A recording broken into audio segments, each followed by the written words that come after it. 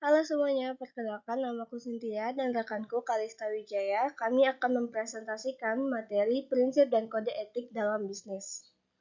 Yang pertama itu kita akan mulai dari pengertian profesi. Pengertian profesi sendiri itu dikemukakan dari 6 definisi. Yang pertama itu dari KBBI yang berarti profesi adalah bidang pekerjaan yang dilandasi pendidikan keahlian, misalnya keterampilan, kejuruan, dan sebagainya. Yang kedua itu dari Hidayat Nur Wahid. Profesi adalah sebuah pilihan yang sadar dilakukan oleh seseorang, sebuah pekerjaan yang secara khusus dipilih, dilakukan dengan konsisten, kontinu, ditekuni, sehingga orang bisa menyebut kalau dia memang berprofesi di bidang tersebut. Yang ketiga, menurut Kanter, profesi adalah pekerjaan dari kelompok terbatas orang-orang yang memiliki keahlian khusus yang diperolehnya melalui training atau pengalaman lain, atau juga diperoleh melalui keduanya sehingga penyandang profesi dapat membimbing atau memberi nasihat atau saran atau juga melayani orang lain dalam bidangnya sendiri. Yang keempat itu menurut Sonny Keraf, profesi adalah pekerjaan yang dilakukan sebagai nafkah hidup dengan mengandalkan keahlian dan keterampilan yang tinggi dengan melibatkan komitmen pribadi atau moral yang mendalam. Dengan demikian, orang yang profesional adalah orang yang menekuni pekerjaannya dengan purna waktu dan hidup dari pekerjaan itu dengan mengandalkan keahlian dan keterampilan yang tinggi serta punya komitmen pribadi yang mendalam atas pekerjaan itu. Yang kelima ada menurut Brooks, profesi adalah suatu kombinasi fitur, kewajiban, dan hak yang kesemuanya dibingkai dalam seperangkat nilai-nilai profesional yang umum. Nilai-nilai yang menentukan bagaimana keputusan dibuat dan bagaimana tindakan yang dilakukan. Nah, yang terakhir itu menurut Profesor Dr. Wijaya Nitisastro, artinya seorang profesional akan selalu mempersoalkan atau concern apakah karyanya sesuai dengan kaidah yang berlaku.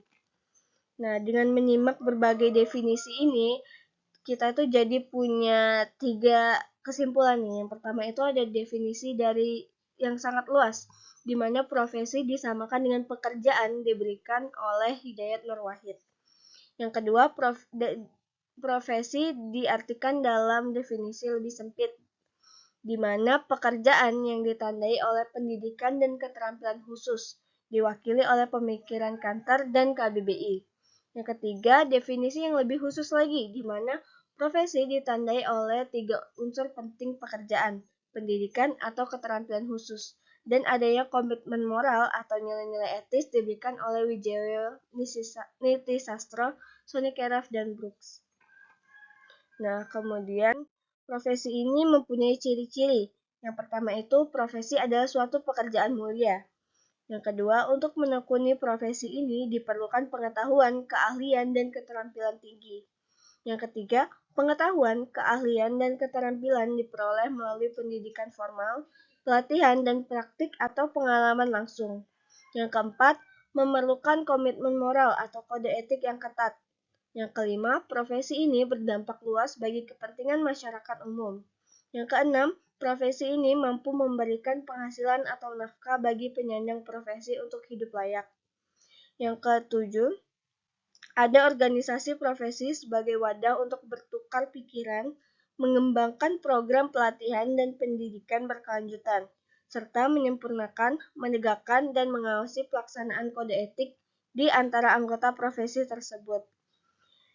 Yang kedelapan, ada izin dari pemerintah untuk menekuni profesi ini. Nah, selanjutnya itu ada bisnis sebagai profesi. Dalam arti luas, di mana profesi diartikan sebagai penunjang nafkah hidup. Nah, yang pertama ini status bisnis sebagai profesi diperdebatkan karena isu etika. Masih ada pandangan bahwa bisnis itu amoral, yakni ada mitos yang meyakini bahwa bisnis itu amoral atau tidak berhubungan dengan etika karena fokus pada persaingan dan keuntungan.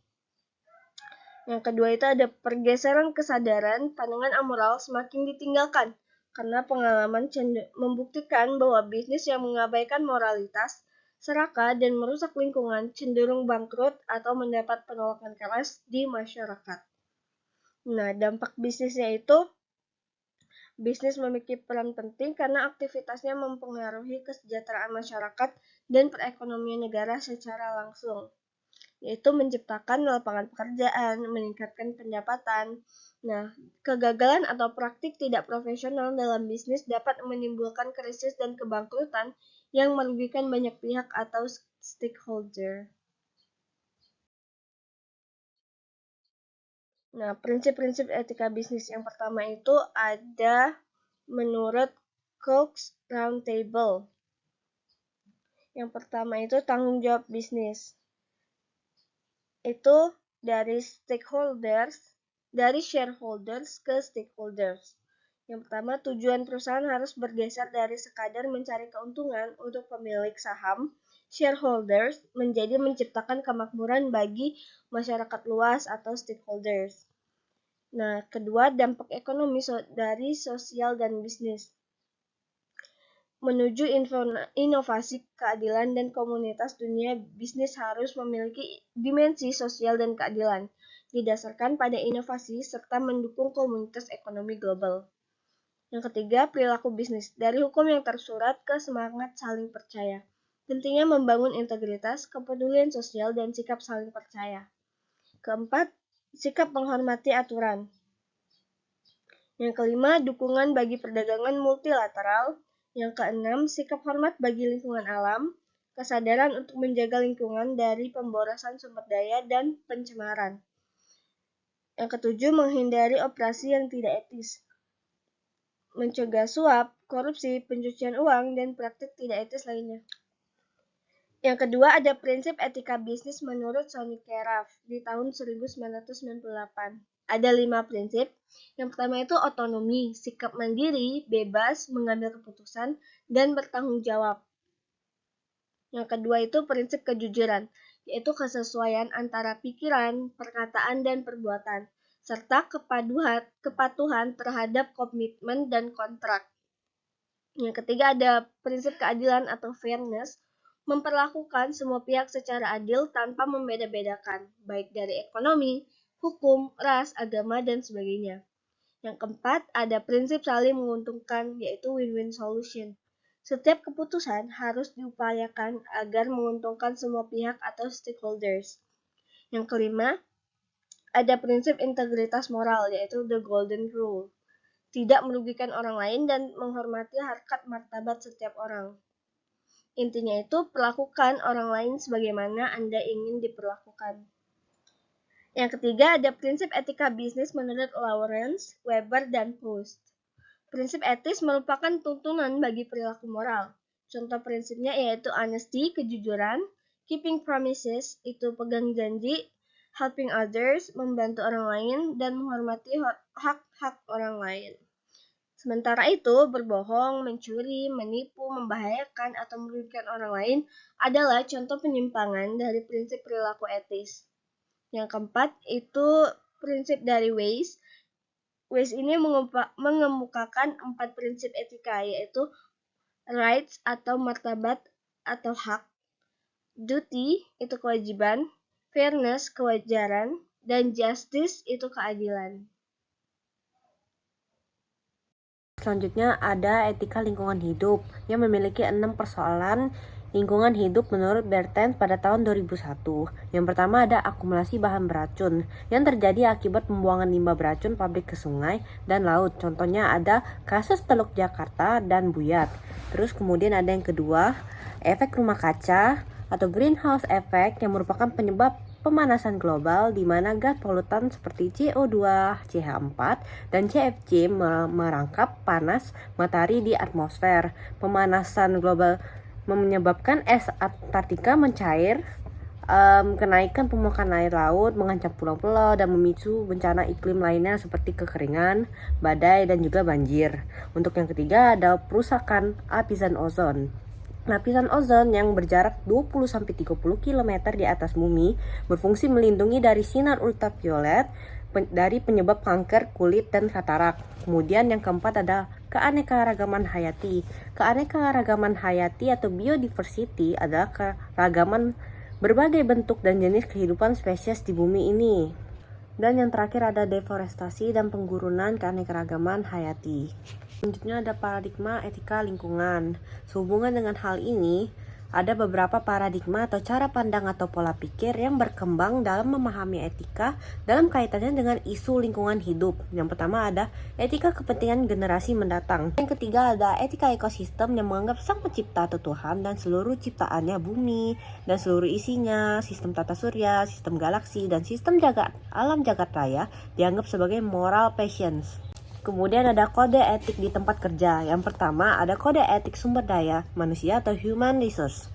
Yang dilihat dari sejarah perkembangannya, A.M. Lilik Agung pada tahun 2007 mencatat setidaknya ada 4 peran yang melekat pada Departemen SDM. Yang pertama ada peran administratif, yaitu suatu peran awal atau tradisional di mana peran Departemen SDM hanya pada seputar perekrutan karyawan dan memelihara catatan gaji, upah, serta data karyawan. Yang kedua ada peran kontribusi, yaitu suatu peran yang menekankan pada peningkatan produktivitas, loyalitas, dan lingkungan pada lingkungan kerja karyawan. Yang ketiga ada peran agen perubahan, yaitu suatu peran di mana Departemen SDM berfungsi sebagai agen perubahan. Dan yang keempat adalah peran mitra strategis. Lalu kemudian ada kode etik pemasaran. Menurut Lawrence Weber Post pada tahun 2005 mengungkapkan bahwa di Amerika Serikat telah terbentuk organisasi profesi di bidang pemasaran yang bernama American Marketing Association atau disingkat dengan AMA. Selanjutnya ada kode etik akuntansi. Menurut Duska pada tahun 2005, kode etik akuntan manajemen setidaknya harus meliputi 4 standar perilaku etis. Yang pertama ada kompetensi, yang kedua ada kerahasiaan, yang ketiga ada integritas, dan terakhir adalah objektivitas. Selanjutnya ada kode etik keuangan. Para profesional di bidang keuangan di Amerika Serikat telah lama mempunyai organisasi profesi yang disebut Association for Investment, Management and Research atau disingkat AIMR. AIMR juga telah mempunyai kode etik yang dapat dijadikan acuan perilaku bagi semua anggotanya. Selanjutnya ada kode etik teknologi informasi. Di Amerika Serikat telah terbentuk organisasi profesi di bidang teknologi informasi yang bernama Association for Computing Machinery atau disingkat ACM. Organisasi ini juga telah membuat kode etik profesi yang berlaku bagi semua anggotanya. Selanjutnya ada perbandingan kode etik. Yang pertama adalah integritas. Integritas merupakan yang pertama menyiratkan pengertian keutuhan atau keseimbangan.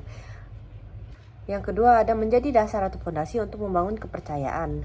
Yang ketiga ada meliputi banyak atribut atau kualitas terkait untuk membangun karakter pribadi yang utuh. Antara lain yang pertama ada pengetahuan, keterampilan, kejujuran, kekukuhan, konsistensi, tindakan benar, tanggung jawab, kematangan, loyalitas, ketekunan, dan keaktifan, sifat tidak korup, dan sebagainya. Terus ada whistleblowing. Whistleblowing dalam konteks etika sebagaimana diungkapkan oleh Sonny Carap pada tahun 1998 adalah tindakan yang dilakukan oleh seseorang atau beberapa orang karyawan untuk membocorkan kecurangan, entah yang dilakukan oleh perusahaan atau atasannya kepada pihak lain.